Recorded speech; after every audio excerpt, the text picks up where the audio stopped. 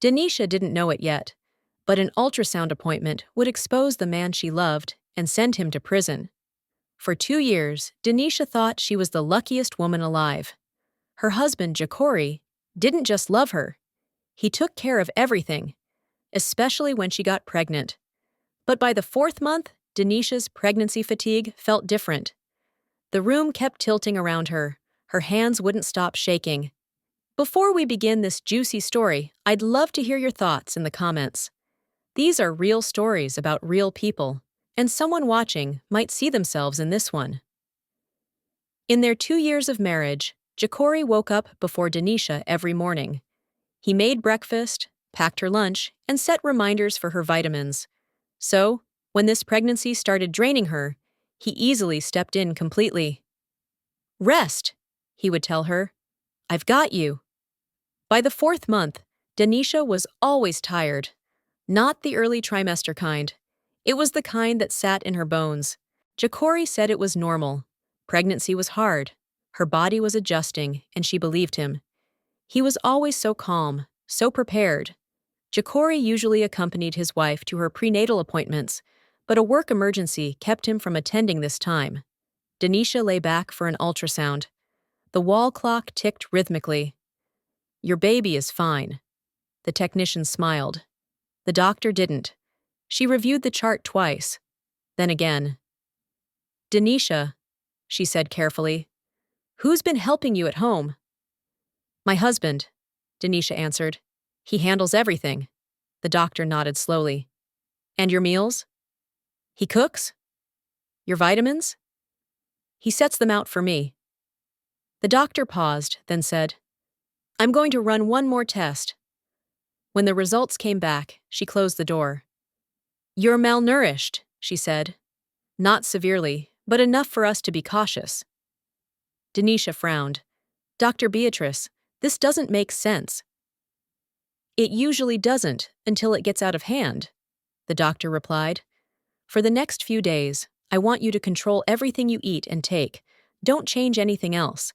I believe your husband is doing this intentionally. Consistent malnutrition doesn't happen by accident. Do not tell anyone anything yet."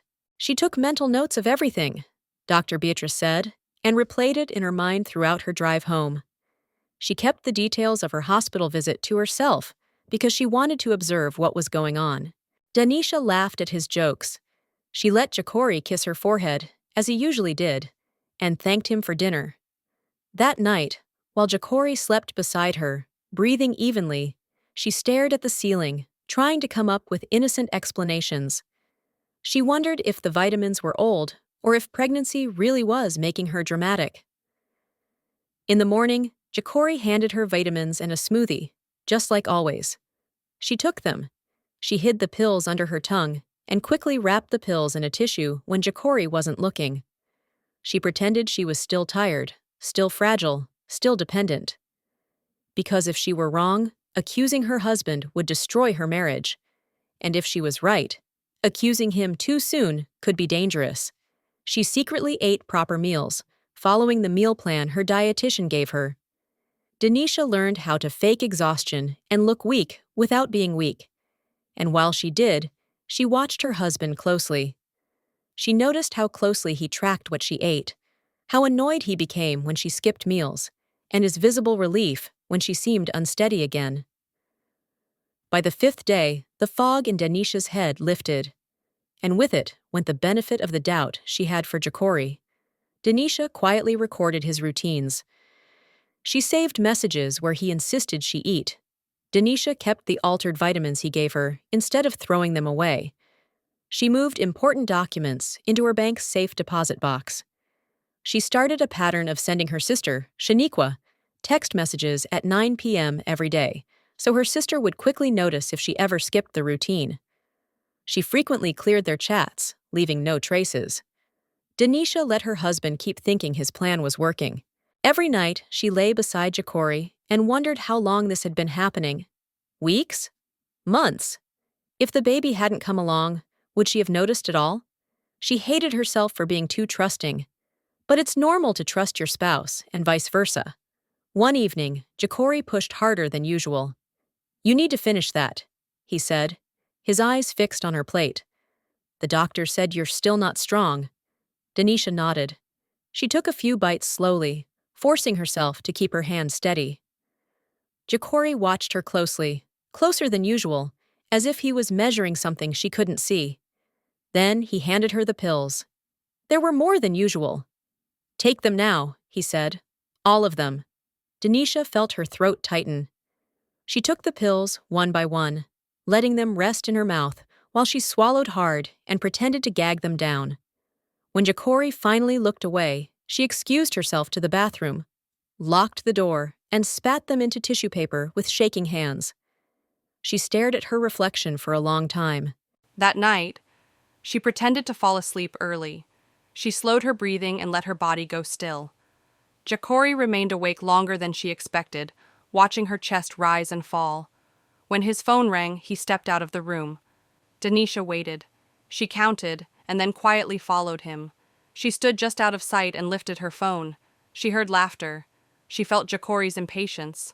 Danisha heard him say, "Once the baby's gone, I'm free." Her throat tightened as if a rock was there, and her legs nearly gave out. He talked about her lake house as if it were already his. He explained his plan for her California property. Jacori talked about her like she was a plague. Danisha slipped back into bed before he returned. She didn't sleep. By morning, every iota of love she once felt for Jacori had gone completely. She sent the recordings, photos, messages, and test results to her sister, then to Dr. Beatrice. Dr. Beatrice didn't ask questions. She contacted the police immediately. Jacori smiled at first when the police arrived. He thought they were at the wrong address until he saw his sister-in-law, Shaniqua, walk in. Without being questioned, Jacori explained how careful he'd been with Danisha's meals, her pills, and her rest. He didn't realize that every detail made it worse. At the station, the evidence Danisha provided was clear. It showed Jacori's intentions disguised as being a loving husband. He was charged and taken to court, where he received his sentence. Months later, Danisha delivered a healthy baby girl. She named her Moon. Danisha moved to her home in California to raise Moon by herself.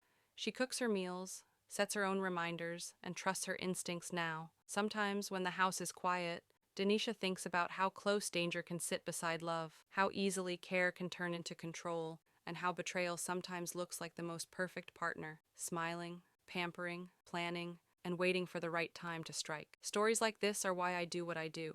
Every week, I share real stories about real people facing moments that change everything. Stories filled with emotions we all recognize, from joy and love to betrayal, justice, and transformation. They don't just entertain, they reflect our own life experiences and choices. I tell these stories because I want someone out there to know they're not alone and that it's okay to be human. These stories matter because your story matters. Now, here's something that might surprise you. Most of the people watching right now haven't subscribed to Juicy Tales by RJ. If you're one of them, I'd love to invite you to join this community. Here, we value truth, happiness, hope, courage, companionship, and real human experience. Please like this video, subscribe, and leave a comment telling me where you're watching from. Brazil, Japan, California, Manchester, Denmark, Texas, Australia, Georgia, South Africa, Netherlands, India, or Dubai. I want to know where my community is. If this story meant something to you, you're already part of this community. Thanks for watching.